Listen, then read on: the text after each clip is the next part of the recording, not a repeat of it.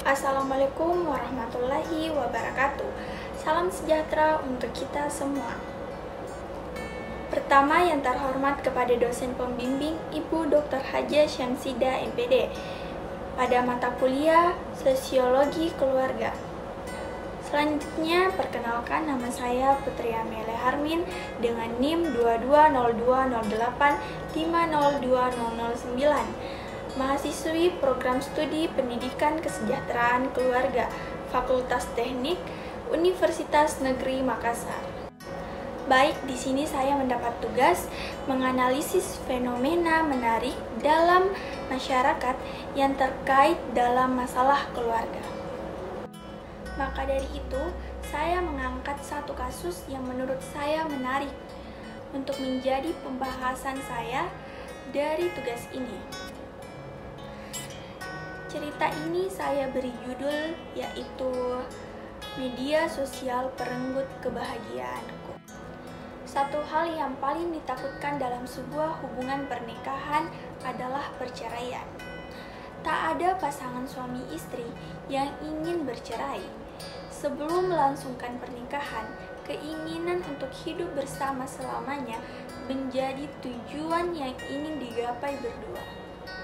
Ada berbagai hal yang menjadi pemicu keretakan dalam sebuah hubungan yang berujung pada perceraian. Ketika suami istri sudah tak sejalan dalam hal pandangan hidup, sudah tak saling menghargai, dan ada pun dampak buruk dari dunia luar sana. Dan yang paling sering kita dengar mungkin adalah muncul ketidakcocokan dalam berumah tangga. Namun, terkadang perceraian dianggap merupakan solusi terbaik dari runtuhnya sebuah rumah tangga. Perceraian dinilai sebagai opsi paling tepat ketimbang dua insan saling melukai, apalagi jika telah hadir anak di antara mereka.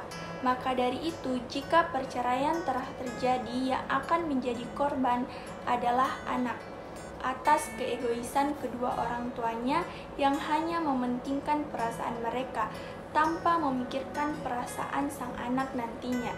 Dan juga terkadang kedua orang tua lupa bahwa ada seorang anak yang mesti dilindungi dengan penuh cinta dan kasih dari kedua orang tuanya. Seorang anak yang tumbuh dengan bayangan broken home terkadang memiliki ingatan yang kuat dan lekat di kepalanya tentang kejadian-kejadian yang menjadi sebab kedua orang tuanya berujung pada perceraian. Seperti saat orang tuanya bertengkar hebat, kekerasan dalam rumah tangga yang disaksikan oleh seorang anak, bahkan hingga anak tersebut menjadi sasaran amarah kedua orang tuanya. Perpisahan yang terjadi memanglah bagian yang tersulit dalam hidup untuk diterima, namun bagian yang tersulitnya adalah dampak dari perceraian yang telah terjadi. Berbagai macam emosi memungkinkan akan muncul pada setiap diri, terlebih pada diri seorang anak yang bahkan fatalnya dapat menyebabkan stres yang berujung depresi akibat luka batin yang melekat pada ingatannya. Cerita yang akan saya bahas ini dari kehidupan salah satu teman saya yang namanya tidak ingin terpublik. Maka dari itu saya akan samarkan namanya, yaitu Winda. Winda gadis kelahiran 2002 yang pada saat kejadian di mana kebahagiaannya mulai hilang disebabkan perpisahan kedua orang tuanya. Saat itu Winda sudah menduduki bangku SMP kelas 3, yang berarti umurnya sudah 15 tahun saat itu. Dia mempunyai dua adik laki-laki yang diberi nama Aldi dan Didit. Di saat dia telah memasuki fase remaja yang masih membutuhkan kasih sayang dan perhatian kepada kedua orang tuanya, malah hilang diakibatkan perpisahan yang terjadi pada ayah dan ibunya yang bernama Bapak Doni dan Ibu Ayu, dan menimbulkan rasa trauma dan dendam berkepanjangan pada diri Winda. Saat itu yang Winda ketahui mengenai yang mengakibatkan mereka berdua berpisah, yaitu ketika adanya orang ketiga yang terus mencampuri urusan ayah dan ibu Winda, yang tidak lain adalah ibu dari ayah Winda atau bisa dibilang nenek Winda. Jika terjadi perdebatan di antara kedua orang tua Winda, nenek Winda ini selalu menjadi kambing hitam yang memojokkan ibu Winda. Sehingga ibunya Winda atau yang kerap dipanggil dengan sebutan Ibu Ayu ini mulai tertekan dan lelah menghadapi situasi di dalam rumahnya. Sehingga ia mencari kesibukan di luar rumah. Nah, saat itu Ibu Ayu ini mendapat pekerjaan sebagai baby sister yang mengharuskan ia memakai smartphone agar sang majikan dengan mudah dapat berkomunikasi dengannya untuk memantau anak-anaknya yang diasuh oleh Ibu Ayu ini. Saat Ibu Ayu telah banyak mempelajari mengenai smartphone miliknya, ia mulai mengenal yang namanya media sosial seperti WhatsApp dan Facebook. Hingga ia mulai mendapatkan teman-teman dari media sosial tersebut.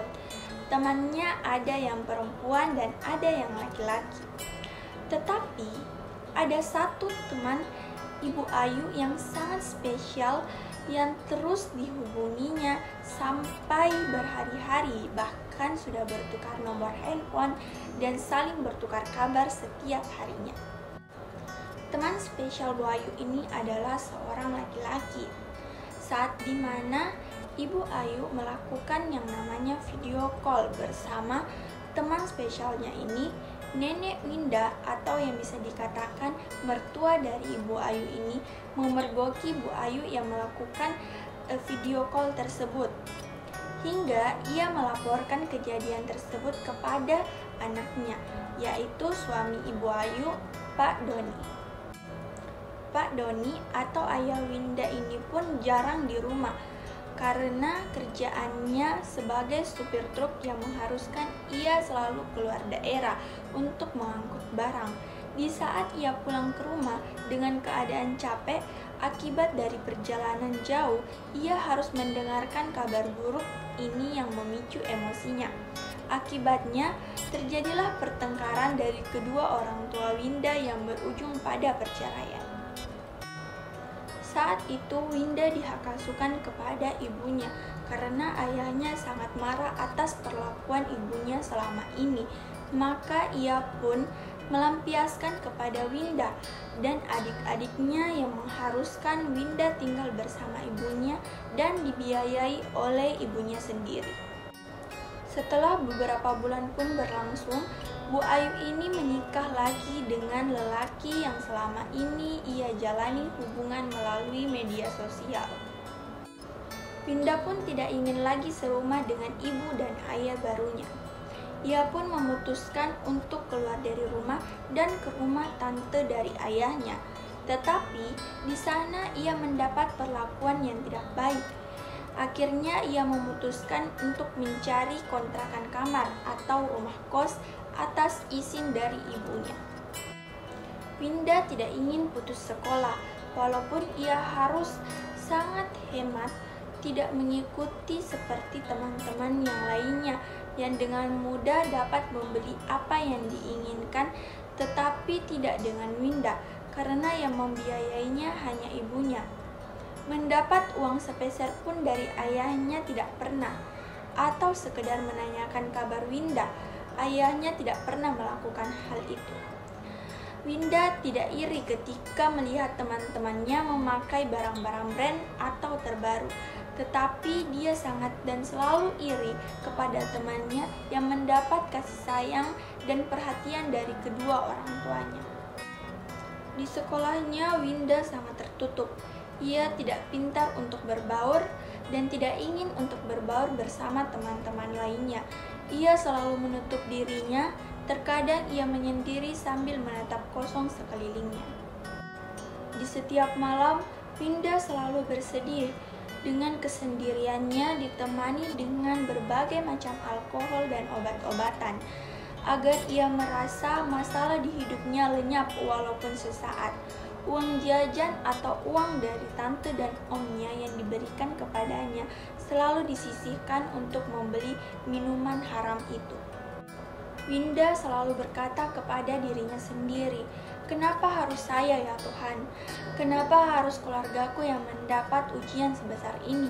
Kenapa harus aku yang mengalaminya?" Sambil air matanya bercucuran, ia pun tak henti-hentinya mengucapkan semua kata-kata itu berulang-ulang di setiap malam sepinya. Dari cerita ini dapat saya simpulkan bahwa suatu perceraian bukanlah hal yang dapat menyelesaikan masalah, dan segala pertengkaran harus diselesaikan dengan kepala dingin, tidak serta-merta mengambil keputusan atas ego dari masing-masing pihak tanpa memikirkan pihak lainnya.